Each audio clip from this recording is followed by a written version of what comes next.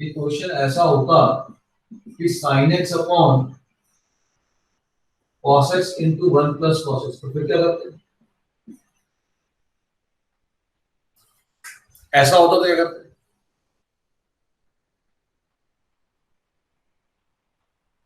अगर ये क्वेश्चन होता तो क्या करते? अब तो बहुत इजी है। सर cos x को t डाल देते अभी अब तो। देख रही है cos का डिफरेंशियल ऊपर साइन दिख रहा है, तो बहुत सिंपल हो गया। हम सिंपल cos x को t पुट कर देंगे, बिल्कुल सिंपल हो गया। cos x को t पुट कर देंगे, ये डिफरेंशियल में आ जाएगा, सॉल्व हो जाएगा। ठीक है, ऐसा नहीं कर पाएंगे तो ये टेक्निक लगाएंगे। अगला क्वेश्चन एनसीईआरटी का ले रहा हूं, लेकिन बड़ा मजेदार क्वेश्चन है एनसीईआरटी का। ऐसा क्वेश्चन मिसलेनियस में एक का दे रखा उसमें। एनसीईआरटी की मिसलेनियस में उसने अच्छे क्वेश्चन दिए हुए बेटा, उसको बहुत अच्छे सॉल्व करना है। इंटीग्रल, जैसे क्वेश्चन ले लिया मैंने sin x plus sin 2x। हाँ जी, पहली समस्या क्या है? फर्स्ट प्रॉब्लम बताओ क्या है? पहली समस्या क्या है? डिनोमिनेटर में ट्रिग्नोमेट्री है। दूसरी समस्या क्या है? एंगल सेम नहीं है। तो पहला काम क्या करें? पहला काम क्या करें? एंगल को सेम बनाएं। पहला काम एंगल को सेम बनाएं। तो sin 2x को लिख दिया मैंने। अब sin 2x को लिख दिया मैंने integral dx upon sin x plus 2 sin x cos x। ये लिखा, sin 2x को लिखा, एंगल को सेम बनाया। एंगल जैसे ही सेम बन गया, अब आप ध्यान से देखो, अब मैंने यहां से sin x को कॉमन लिया। अब sin x कॉमन लेते ही बचा 1 प्लस 2 cos x। अब क्या करूं बताओ? देखो हमेशा ध्यान रखना, हमारे पास डिनोमिनेटर में अलग अलग फंक्शन नहीं होने चाहिए। एक साइन है और एक कॉस है, ऐसा ना हो। अगर ऐसा हो भी रहा है तो सब्स्टिट्यूशन में कवर हो जाए तब तो ठीक है। अगर मान लीजिए ये वाला फंक्शन, ये कॉस साइन वाला फंक्शन इसकी पुटिंग में कवर हो रहा है तब तो कोई बात नहीं है, ऐसा तो होगा नहीं यहाँ पे, है ना। अदरवाइज अदरवाइज डिनोमिनेटर में सेम फंक्शन ही होने चाहिए। मतलब सिंपल कह लो, डिनोमिनेटर में सेम फंक्शन होना चाहिए। अगर कोई डिफरेंट फंक्शन है और वो सब्स्टिट्यूशन में कवर हो रहा है तब तो ठीक है सर, कवर कर लीजिए। और कवर कर लीजिए मतलब उसको हटा लीजिए पुटिंग करके, सेम फंक्शन बना लीजिए डिनोमिनेटर में। मतलब सिंपल सा कहने का मतलब ये है बच्चों कि डिनोमिनेटर में सेम फंक्शन ही होना चाहिए। अब यहाँ पे दो अलग अलग फंक्शन हो गए, अब बताओ मैं क्या करूं कि सेम फंक्शन बन जाए? नहीं 10 नहीं, 10 नहीं, 10 में तो देख लो या स्क्वायर है और या बाहर 10 आ जाएगा, क्यूब बन जाएगा। बेटा बहुत सोच समझ के काम करना पड़ता है, ऐसे नहीं है कि अपन अच्छा ये नहीं लगा तो ये लगा दे। नहीं भाई, आप 10 लगाओगे तो 10 स्क्वायर मिलेगा, मिलेगा।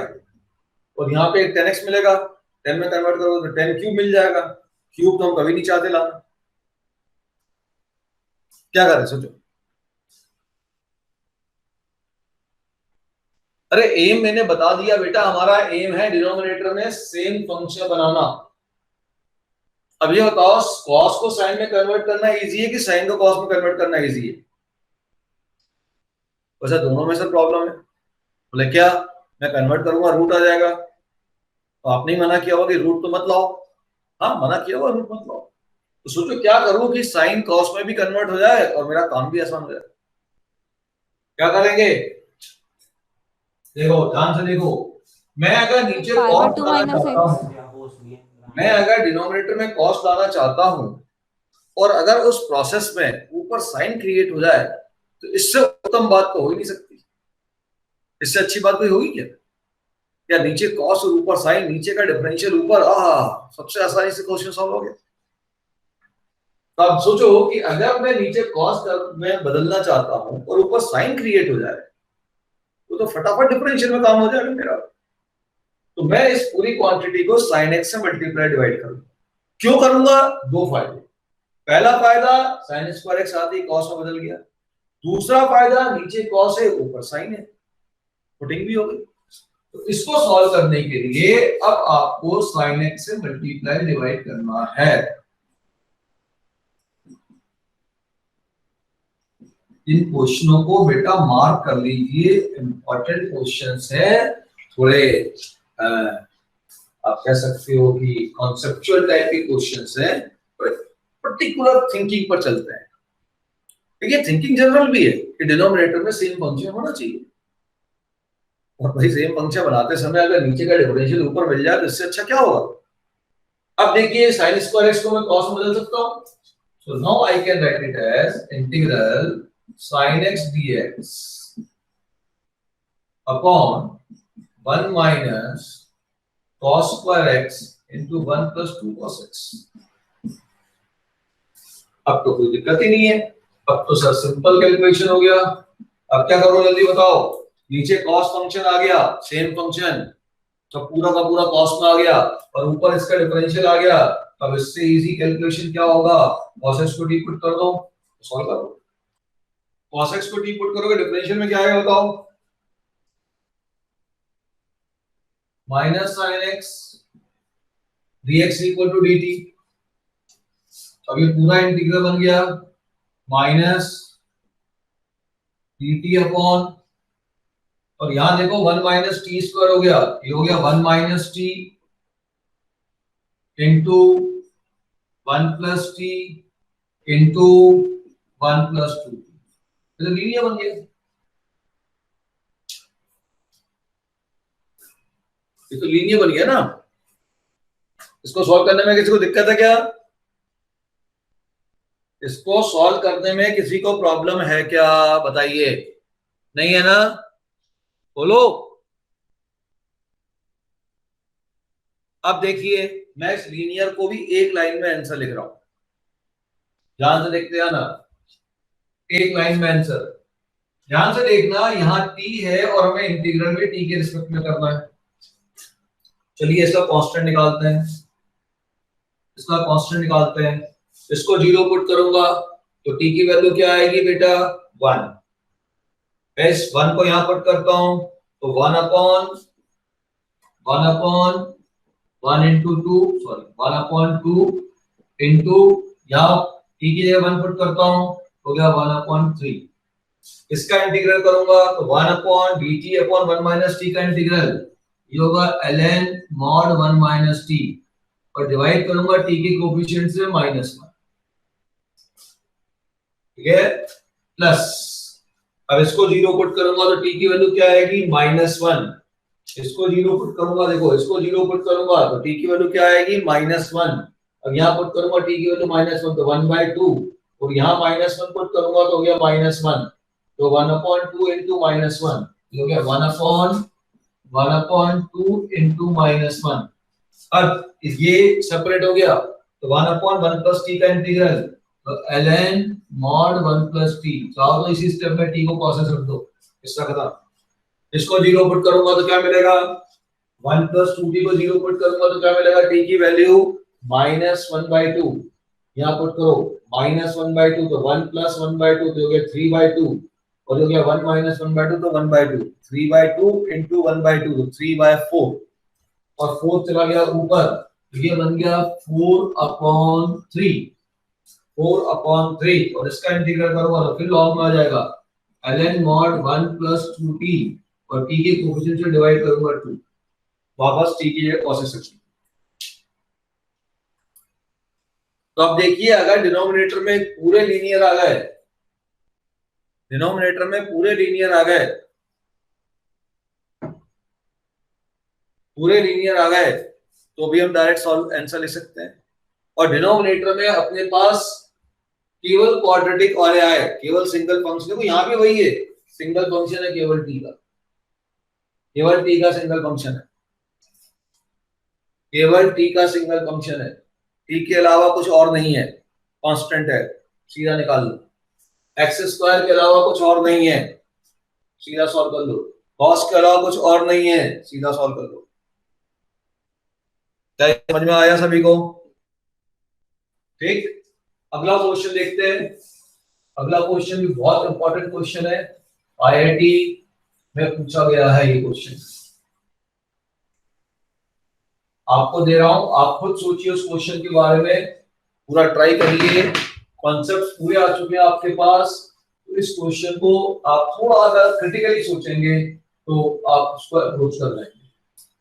ठीक है, क्वेश्चन है integral sin x upon sin 4x dx। ये आईआईटी सब्जेक्टिव का क्वेश्चन है, तो ये बड़ा मजेदार, बहुत इंपॉर्टेंट क्वेश्चन है। तो बिल्कुल सही समय पे आए हो, दोनों इंपॉर्टेंट क्वेश्चन तुम्हारे सामने। Yes sir.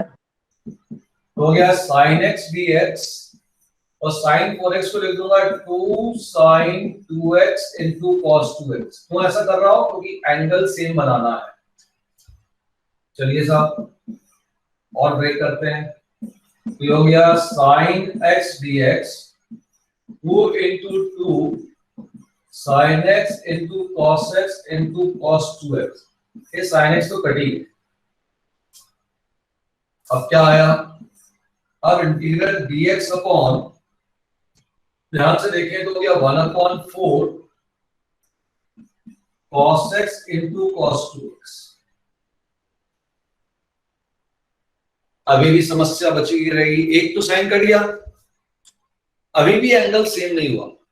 ध्यान से देखो, एक जगह एंगल x और एक जगह एंगल 2x है। अब सोचो अब क्या करो जिससे एंगल सेम हो जाए।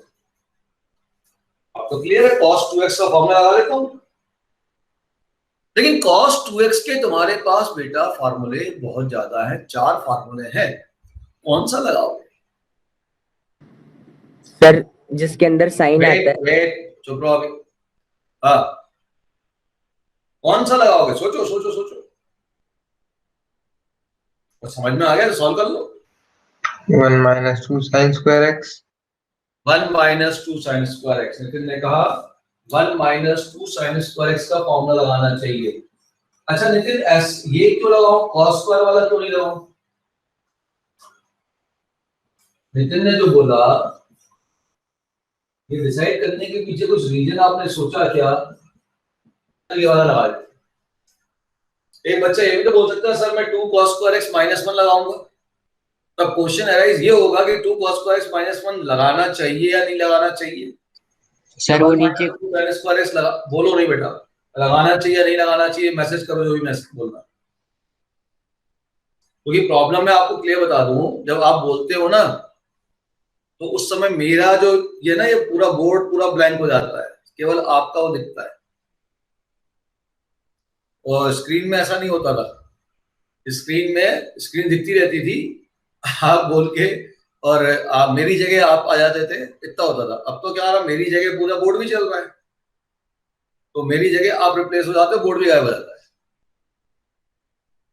तो वो बोलने में इसमें ज्यादा गड़बड़ है, इसका भी कुछ रेमेडी ढूंढना पड़ रहा है।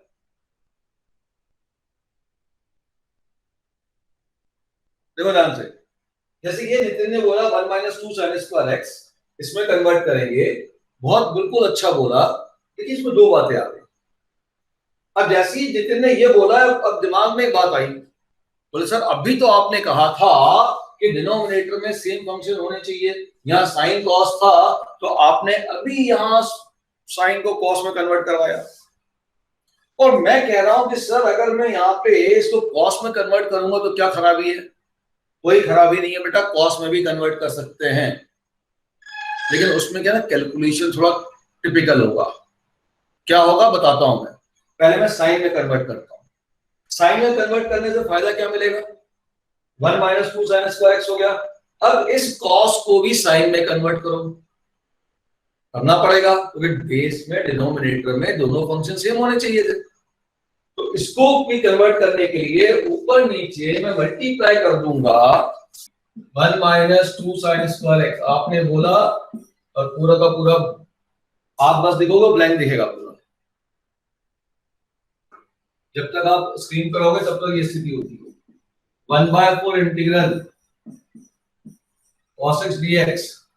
अब इस cos को x को मैं किसमें चेंज करूंगा? साइन में, क्योंकि मैंने अभी आपसे कहा कि डिनोमिनेटर में सेम प्रकार के फंक्शन होने चाहिए, अलग अलग फंक्शन अलाउड नहीं है। तो इसको लिख दूंगा 1 माइनस साइन स्क्वायर x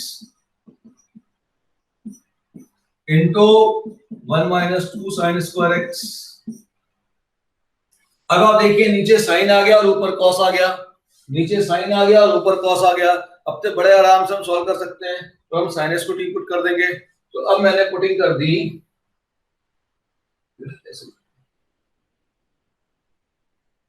अब मैंने पुटिंग कर दी साइन एक्स, उससे लिखते नहीं बनता है, अरे डालनी पड़ेगी। अब मैंने पुटिंग कर दी sine x equal to T.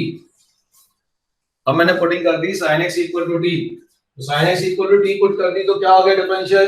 Differential इसका हो जाएगा cos x, नहीं लिखते डिफरेंशियल हो गया मेरे पास cos x dx equal to dt।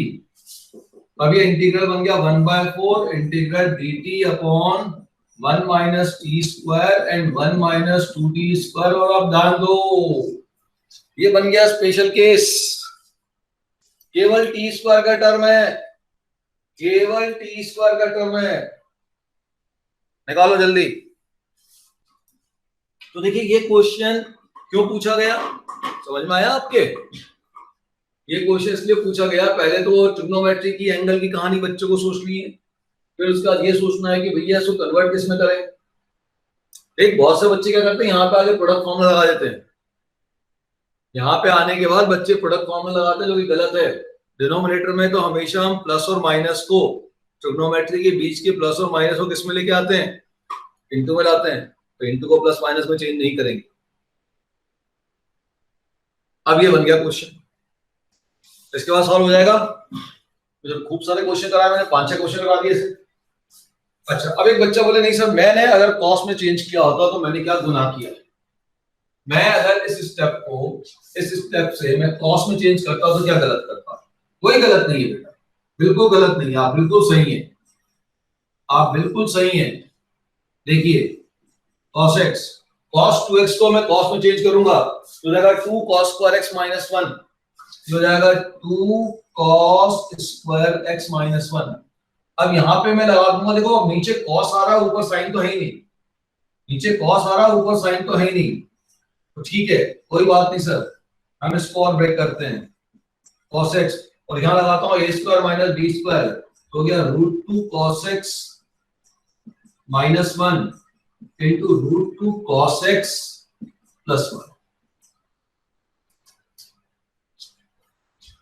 देखो √2 cos x minus 1 into √2 cos x plus 1। अब ये देखिए, आज भी जो मैंने थोड़ी देर पहले बताया था, नीचे cos आया है, पूरे cos है, बिल्कुल सही है, सेम फंक्शन होना चाहिए। cos का डिफरेंशियल साइन है ही नहीं। अब ये फिर आ गया सिंगल फंक्शन वाली कहानी। फिर से देखो यहाँ फिर सिंगल फंक्शन आई। कौन सी सिंगल फंक्शन आई? cos की। अब मैं यहाँ cos x की वैल्यू निकालूंगा, इसकी वैल्यू निकालूंगा cos x की। लेकिन मैं क्यों कर रहा हूँ, कॉम्प्लिकेटेड है इसलिए क्योंकि जो √2 आया ना, ये √2 cos x प्लस 1, इसको डायरेक्ट सॉल्व नहीं कर सकते। इसको सॉल्व करने के लिए इसको 10 में कन्वर्ट करना पड़ेगा, समझ गए? ये a plus b cos x का फॉर्मेट बन रहा है। 1 minus tan square x/2 upon 1 plus tan square x/2 में चेंज करना पड़ेगा। इसलिए ये तरीके से भी क्वेश्चन तो होगा, तो ये बड़ा लेंथी जाएगा। इस क्वेश्चन को आप ट्राई करके आएंगे और नेक्स्ट क्लास में इसको डिस्कस करेंगे।